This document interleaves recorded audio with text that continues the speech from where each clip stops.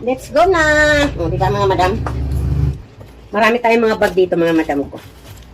Ano? Ang gaganda niya. Dito, tatlong ano pala. Tatlong compartment mga madam ko.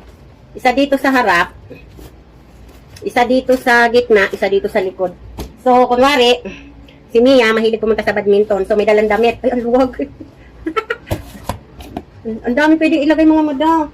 Oh, dalawang damit. Dalawang damit na nilagay ko.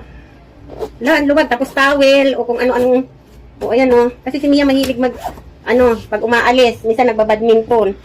O, isa-shoulder niya lang. Pwede na.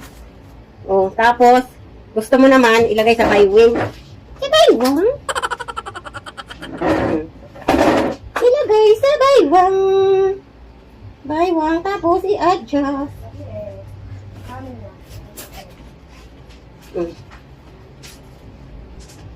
Let's go! Let's go na! O, di ba mga madam? Tapos, syempre, kung ayaw mo naman ilagay sa baywang mo, o, let's go na! Para! Di ba? Ang galing niya mga madam ko. O, dalawang damit yung nailagay ko. O, di ba?